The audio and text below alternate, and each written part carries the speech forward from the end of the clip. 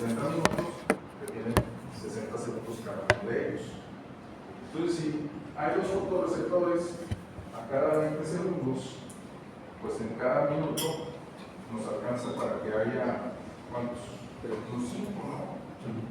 Porque hay 4. Hay uno, 20, es el segundo, 20, es el tercero, 20 es el cuarto. Más o menos. Están dos en colindancia, ¿verdad?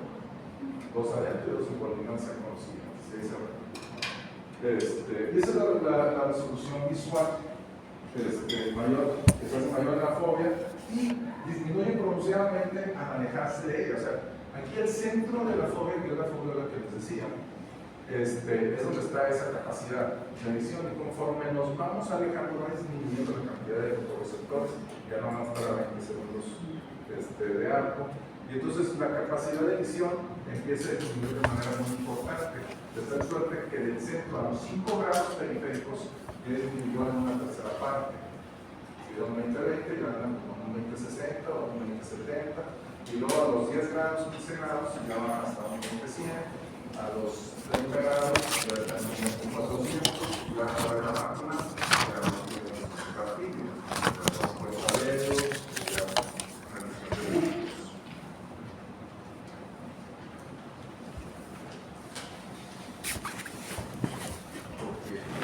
Bueno, entonces en la dureza visual hay umbrales que se pueden estudiar excelentemente, como les decía, la discriminación luminosa, que tanta luz necesitamos para alcanzar a ver, la discriminación espacial, es decir, aquí ver las formas, y la discriminación temporal, el tiempo que dura, lo que estamos viendo que luego desaparece, luego desaparece.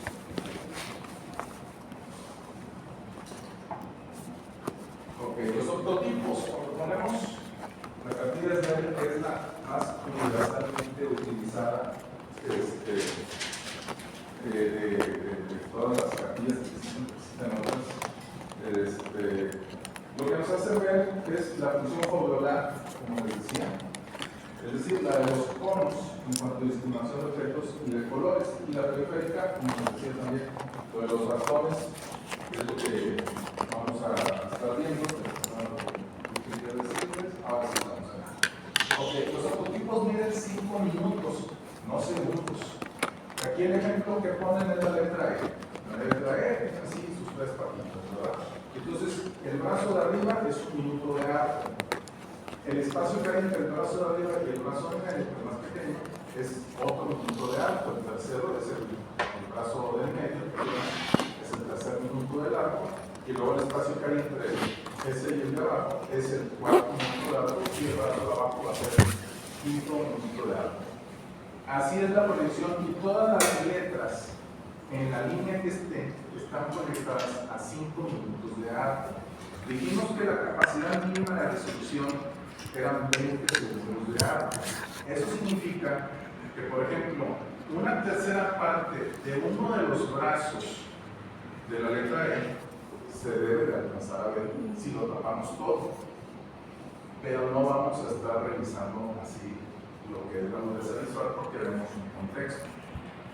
Entonces el estado de salud se considera sobre 5 minutos de arco y todas las letras guardan esa proporción. Porque ahora preguntaban, pero por ejemplo la O no tiene 5 patitas.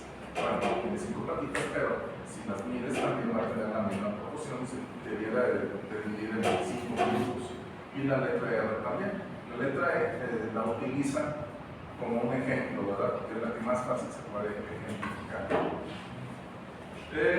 Existe tanto para visión lejana como para visión cercana. Ustedes conocen la cartilla de Snellen, que sientan al paciente para leer lo lejos, ¿verdad? Pero sabían que existen cartillas para leer, para ver de cerca.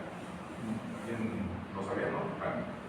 También existe de Snellen para ver de cerca. Sin embargo, no es la más utilizada, cosa curiosa, porque Snellen sí guarda un principio fisiológico para poner las letras. La más utilizada para ver de cerca es el Giger, aunque no lo creamos. El Giger, allá en los años de 1800, cuando empezaban a hacerse muchas pruebas con lentes, empezaba a surgir más que la oftalmología, la optometría. Giger era un un médico que tenía una imprenta y se le ocurrió agarrar letras de la imprenta. Entonces puso unas letras grandes, otras medianonas y unas más chiquitas, pero entre las letras no guardan una proporción, como si fuera la proporción del SNEL. Y ahí es donde se creó la cartilla del día. Y sin embargo, se sigue utilizando. Y si va uno a los congresos, se escucha cuando hacen las ponencias y decir, el paciente alcanzó a ver un Giger 2, un Giger 3. ¿Qué no me pones en SNEL? No lo sé. Pero sí lo utilizan la escala de Giger, aunque se deja en claro que está hecha pues nada más así, como la idea bien llegó, y nada más. Si es una cartilla que guarda proporción, entonces va a ser un SNEL. Yo prefiero en el consultorio utilizar la del SNEL para la versión cercana. Bueno, lo que ya hemos platicado, el numerador y el denominador, que es lo primero que vamos a hacer, lo que les decía, tener el ángulo de 5 minutos, la distancia, primero, el numerador, la distancia a la cual vamos a poner al paciente sobre la cartilla o la proyección, y lo que alcance a ver más o menos en proporción.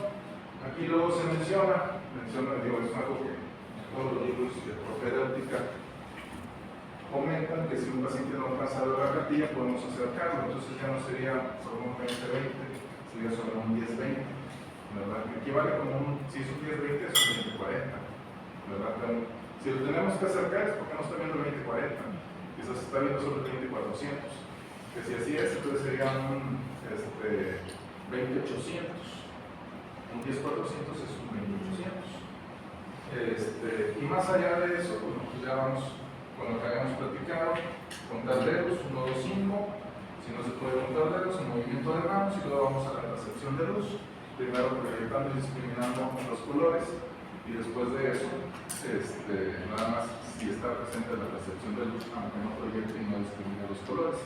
Y si no, como les dije, se nota no percepción de luz, nunca se nota ceguera o neurosis en un historia clínica. Ok. Los factores que afectan la visión, la iluminación y el contraste, como ya se los comenté, debe estar en un lugar bien iluminado. Iluminar de más, porque luego me la pregunta, bueno, si a lo mejor tengo 30 candelas, 40 candelas. Eso lo que sucede es que va a entrar mucha luz, y la luz no va a ser capturada, nada más va a estar, como quien dice, rebotando en la retina, y eso hace también que las imágenes queden ahora así como dicen en fotografía, así demasiado iluminadas, como que borradas. Entonces, poner luz de más no es solución. La luz, como les dije, tiene que estar en un rango que debe ser de 5 a 20 candelas. Y el contraste, pues trata de la situación de donde los contrastes están más parecidos, más camuflajeados, siempre va a ser más difícil. Los contrastes cuando son evidentes, blanco y negro, azul y rojo, va a ser más fácil de distinguir. Ahora, cuestiones fisiológicas, el tamaño de la pupila es quizás el más importante. En el tamaño de la pupila, las pupilas lo más que cierran naturalmente, fisiológicamente, es a 2 milímetros. Pero hay gente que tiene el uso de algunos medicamentos que son parasimpático-miméticos, y entonces la pupila cierra un poquito más, sobre todo con el uso crónico de esos medicamentos. Cuando la pupila llega a cerrar más de 2 milímetros, o sea que está a 1 milímetros, ya la iluminación ya se pierde, ya se oscurece mucho y la capacidad de visión cae de manera muy importante. Igual sucede cuando la pupila se dilata más de 4 milímetros. O sea, el rango ideal es entre 2 y 4 milímetros. Pupilas de 3 milímetros es el ideal. Si la pupila está más de 4 milímetros abierta, va a recibir mucha luz. Gente con miopía puede tener un poquito más de 4 milímetros, para los 5 milímetros de apertura pupilar, pero porque el ojo es miope, y ese sí siente que no recibe la luz. Es una situación natural que se da. Aún así, existirá la tendencia a que tengan muchos reflejos, está más de 4 milímetros abiertos. La acomodación, esto se refiere en la cuestión de lectura. Habíamos platicado que cuando los ojos convergen para hacer una lectura, convergen, las pupilas tienden a cerrarse. Al cerrarse, bueno, ahí, cuando se hacen las situaciones de lectura, siempre se recomienda que haya una buena iluminación, porque a veces la iluminación no es suficiente, a menos que sea luz de sol. Y esto es una cuestión que se nota más con el paso de la edad, sobre todo cuando se pierde la capacidad de acomodación. Ya gente que necesitamos utilizar lentes para ver de cerca y poder ver bien. La edad, bueno, aquí en la edad, era lo que les iba a decir. Todas estas situaciones que estamos viendo de detalles de la agudeza visual son siempre causas, motivos de consulta. Y los pacientes, por ejemplo, cuando tienen 40 años, dicen que cuando tenían 20 años sentían que veían mejor. Cuando tienen 60 años, dicen que cuando tenían 40 años veían mejor. Cuando tenían 80, dicen que a los 60 veían mejor.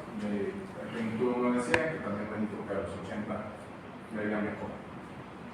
Realmente lo que sucede es que el ojo envejece junto con el resto del cuerpo. Hay de manera natural pérdida de células fotorreceptores, células ganglionares. El cristalino tiene un envejecimiento natural, igual que la piel tiene un envejecimiento natural. Los reflejos pupilares, las reacciones de la pupila, también naturalmente se van haciendo más lentas. Y no se diga si luego se agrega alguna enfermedad como la diabetes. Los diabéticos, la pupila casi no le responde, esa es la verdad. U otras situaciones neurológicas que también pudieran afectar los reflejos pupilares. Y todas esas situaciones hacen que siempre el individuo siente y piense que antes veía mejor. Probablemente sí, siendo así muy a detalle, porque también pueden decir, no, pues a mi abuelito lo operaron de catarata y lo revisaron y estaba viendo el 100%. Y sí, esas cosas pasan, pero ese ojo de la persona de 80 años, como quieran ver el 2020, si lo comparamos con el ojo de una persona de 20, 30 años, no va a estar en las mismas circunstancias, porque de 20 a 30 años tiene una retina más sana, que no tiene el desgaste de los años, que el de 80 años, ¿verdad? Como quieras, tratamos de ofrecerle a los pacientes la mejor visión, considerando también su edad. Y eso es algo que siempre en oftalmología tenemos que explicarles a los pacientes cuando les hacemos lentes, o cuando llevamos a operarles para tratar de que vean mejor. Adaptación luz sombra, lo comenta aquí el autor, pues bueno, son las situaciones de cuando estamos en un lugar bien iluminado, estamos en un lugar oscuro y a la inversa. Conforme avanzamos en edad, esa adaptación se va haciendo un poquito más complicada, más difícil. Antiguamente era un estudio que hacían, ahorita creo que lo vamos a poner de los estudios, ya no se hace realmente, yo no es algo que alguien lo haga. Sí lo preguntan a veces en los exámenes del consejo, pero que lo hagan así realmente no. Hay muchos otros estudios que nos ayudan a tener ideas de cómo está la situación neurológica. Pero también nos habla esta cuestión de adaptación luz sombra, nos habla de la situación de la edad que va a tener el paciente. Y bueno, finalmente, factores psicológicos, lo mencionaba el libro. No entiendo por qué lo menciona, es como hablar de la gente que hace simulaciones, la gente que o conscientemente que está simulando no ver bien, que bueno, eso ya, si están mintiendo en una revisión, eso ya habla de una cierta patología, ¿verdad? Porque no nomás me quieren engañar, o sea, me quieres engañar porque tienes un fin, y eso habla de una personalidad que ya es antisocial. O puede ser gente que tiene verdaderos problemas esquizofreniformes y esas cosas que dicen los psiquiatras, ¿verdad? Y que a lo mejor no nos puede explicar bien lo que es la carpilla, ¿verdad? Bueno, y eso es todo en cuanto al tema de la agudeza visual. Comentarios, preguntas, dudas. va más a la parte de exploración química, referente al hecho de la meiosis y la miliasis. O sea, entiendo el aspecto de las medidas en cuanto a milímetros, como bien mencionó, el rango normal, puede ser de 2 milímetros aparte, pero ¿cómo hacer ese espectro? ¿Cómo llegar a si mide tanto? O sea, es nada más darte una idea, no... De la lámpara de hendidura tienes un... Bueno, pero en la práctica clínica, cuando no tengamos, o sea, es la lámpara de hendidura... O sea, si estás en un consultorio donde no tienes los aparatos de oftalmología, pues no puedes, mi hermano. Sí, porque al menos en la parte... Puedes agarrar una regla, porque de hecho tenemos ahí unas reglitas. Y es que incluso... tenemos unas reglitas ahí en oftalmología y medimos la distancia de las pupilas, pero también podemos medir lo que mide una pupila con una regla. Que son reglas que dan en los congresos. Pero cualquier regla que... me llamaba la atención porque viene la misma Te pone aquí, bueno, pues aquí pues ahí le pones al paciente y le haces así. el más o menos. Yo tengo la del número 5.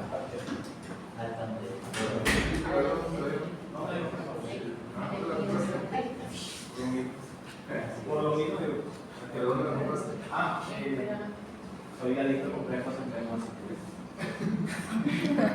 Pues esas adicciones. Está bueno. ¿Algo más? ¿Cómo puede La iglesia de esa vez.